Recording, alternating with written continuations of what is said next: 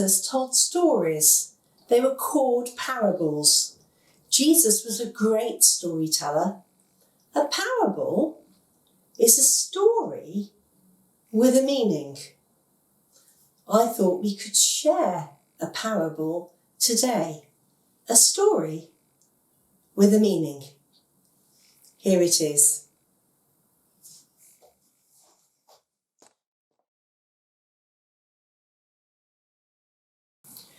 There was once a dragon called Godfrey.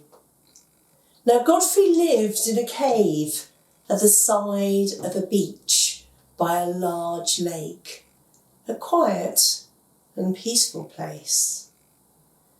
Godfrey was a magnificent creature covered in green scales, but his scales had a magical quality about them, so they were able to change colour to match what was ever behind them. So if he was flying, for he could fly, across a dark sky, he would be dark. If he was flying through a wood, he'd take on the colours of the trees and be green. This meant that Godfrey could be almost invisible. Godfrey was, like most dragons, able to breathe fire. He could breathe fire up to 20 feet away and incinerate anybody who came anywhere near him, burning them to a little crisp. This made Godfrey fearsome and dreadful. And as most dragons, he was greedy and ugly. In the daytime, Godfrey liked to stay inside his cave, sleeping amongst his treasures. But at night, he'd fly across the area, looking for new things to steal and acquire by trickery and deception. The dragon always got what he wanted, and usually who owned it before did not survive to tell the tale of how he lost it. Strewn across the cave floor were many treasures: diamonds, emeralds, gold coins, beautiful jewels of every description. And the dragon never meant to sell them. He just liked to keep them and hoard them and lie on them. One day, while Godfrey the Dragon slept, a merchant ventured up near where he lived and happened to walk into Godfrey's cave. Godfrey awoke with a start to find the merchant, the man, handling his jewels and treasures. Godfrey would have snapped him up quickly with one crunching crash of his jaws. But just as he was about to do it, the merchant spoke. "These treasures," said the merchant, looking at them all as they lay all around Godfrey the Dragon, "are very nice. But," said the merchant, "compared to the treasure that I have, these are mere baubles. The treasure I have would make everything here seem as nothing." And Godfrey became curious. What was this treasure that the merchant spoke of? He said to the merchant, "Tell me more about this special treasure you have. How would one get to buy it?" "Well," said the merchant, "the treasure I'm talking about costs a great deal." Godfrey said, "But how much exactly?" "Well," said the merchant, "a treasure like this is like no other treasure. It changes your life. It transforms you. It costs a great deal." "How much exactly?" said Godfrey, growing impatient. "Well," said the merchant, "you would expect to pay a great deal for something like that." "How much exactly?" said Godfrey. The merchant looked the dragon right into his eye and said, "Oh, this particular treasure will cost everything." And it was at that moment that Godfrey the Dragon determined to have it. "Well," said the dragon, "you can take all of my treasures, if your treasure that you're talking about, this treasure beyond price, you can take all of this and give me your treasure. Now there's piles of gold worth thousands of pounds and all these jewels. Take it away with you, merchant, and bring me this treasure you're talking about." The merchant nodded and looked at Godfrey. Godfrey was a little confused. "What?" he said. You want more?" "Well," said the merchant, "I have explained that this particular treasure will cost everything. There are many other treasures that you could have for lesser price, but this treasure that I'm talking about, the treasure that really will transform your life, will cost everything." "What else have I got to give?" said Godfrey. "This is all I have. You can see it. This is where I live, and this is all the treasure I have." Said the merchant. "It's funny that you should mention that, dragon, because this place that you live is a very nice place, a cosy cave. And let's face it, if a dragon didn't live here, well, families would come to your beach. Children would paddle and play in the lake. They'd have picnics here.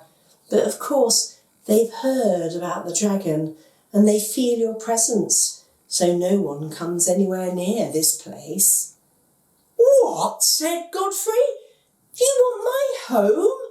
Haven't you heard the expression, a dragon's cave is his castle?" "No," said the merchant, "I haven't." "Oh," said Godfrey. And he thought he was very greedy as dragons go, and he really did now want this treasure. "All right," he said, "merchant, you can have my cave. I expect I can find another one somewhere else. And, well, once my treasure's gone, I don't need to move it anywhere. I can always get some more. Yes, all right, take my cave." Said the merchant. "What?" said the dragon. You have my money and my jewels and my treasures and my home. What more is there?" "Well," said the merchant, "I understand that dragons have some special gifts." "Yes, well, actually we do," said the dragon proudly. "I'm able to fly. I can fly for miles and I can fly really high. Also, my scales are quite magical. They change colour so I can become almost invisible, which is very useful. And, also, of course, as a dragon, I'm able to breathe fire. I can incinerate something. I can burn it to a crisp at 20 paces. "Yes," said the merchant, "I'd need all of that." "What?" said the dragon. "But you don't mean you want my gifts and my talents, but well, I really value these. And well, you've got my home and all my stuff. Surely that's enough, merchant." "As I did explain," said the merchant, "this particular treasure will cost everything. And that really does mean everything, dragon." "No," said the dragon. "No, I really do want that treasure." "Oh, all right, merchant, but it better be worth it." "Oh," said the merchant, "I promise you it is." "Right," said the dragon in a businesslike way. "You've got all my jewels, all my money, you've got my home, and now you've got my talents and my gifts. That's just about everything." "Well," said the merchant, "it's not quite everything." "What do you mean?" said the dragon. "Well," said the merchant, and he looked behind the dragon to the back of the cave, where a pile of bones lay. The dragon felt enormously uncomfortable. He looked to the back of the cave himself and shuffled about a bit. The merchant tried to approach the issue in a subtle way. "When did you last eat, Mr. Dragon?" he asked. The dragon said, "A dragon only needs to eat every other day or so." "Oh," said the merchant. "I'm afraid in order to own the treasure that I've been talking about, dragon, you would have to give me certain undertakings about your eating habits." "Oh," said the dragon. "So you mean if we were talking about a shepherd's pie, there would be no shepherds involved," said the merchant. "And a child's portion would not involve any children. And a Big MacDonald would not involve somebody from Scotland called Mr. MacDonald." "Oh," said the dragon. For a long time, Godfrey had been feeling a little uncomfortable about his appetites, and, well, to be honest, it was something of a relief to lay them down. So, looking down and not quite meeting the merchant's eyes, he nodded his head and said, "Yes, merchant, I'll stop eating people." "Well," said the dragon, moving on swiftly, "that's everything. You have my treasures, you have my money, you have all my gifts and talent, you have my home, and you have certain undertakings about my eating habits. That's got to be everything." "Well," said the merchant, "you have given a great deal, dragon, but there is still one thing that remains." "What?" said the dragon. "You've had everything." "Well, the one thing that remains is you'd have to give me your dragonness." "My dragonness?" said Godfrey. "My dragonness? But what would I be if I wasn't a dragon? Who would I be if I wasn't a dragon? I am a dragon. You want me to give up being a dragon?"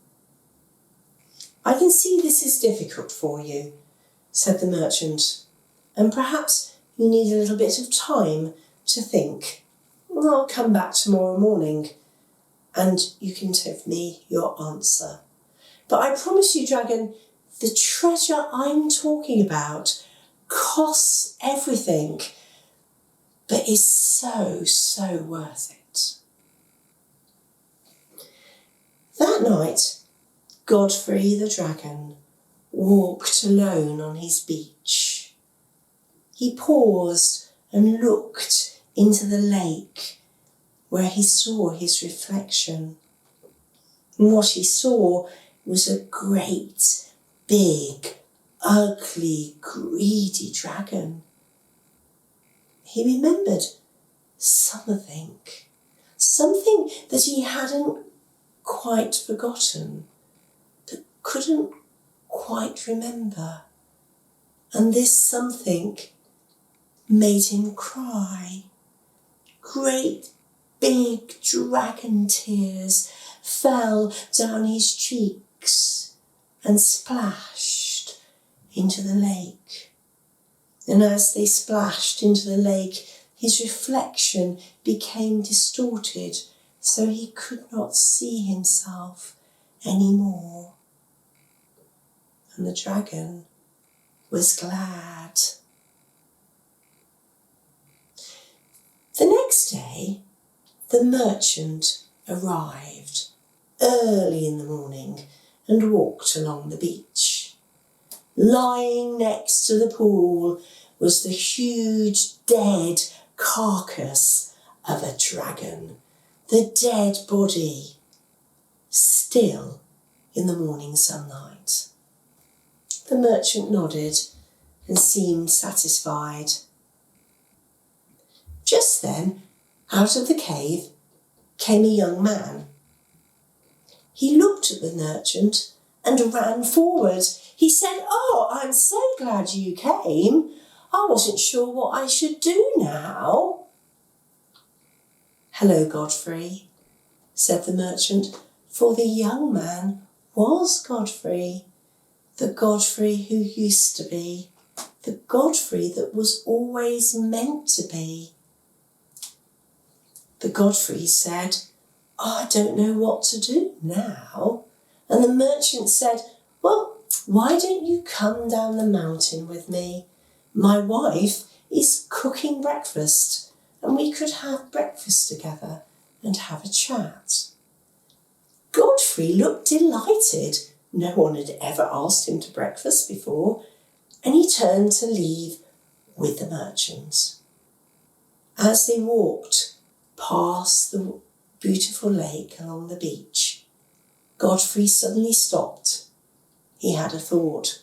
"Oh," he said to the merchant, "I suppose you came back to give me the treasure beyond price." The merchant laughed. He said, "No, Godfrey, you already have that." "Do I?" said Godfrey, confused. "Yes," said the merchant, "right there." And he pointed to Godfrey's chest, right where his heart was. "Oh yes," said Godfrey, touching his new warm heart. "Of course." And he smiled as well and carried on walking with the merchant to the first of many breakfasts, for they were to become very firm friends. And Godfrey had the treasure beyond price, the treasure that costs everything, but comes completely free.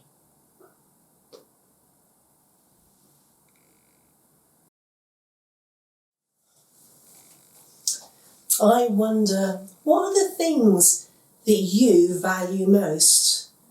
What are the things that you'd find most difficult to give up? Following Jesus costs everything, but comes completely free. Why don't you spend some time thinking about what the parable, the story, really means?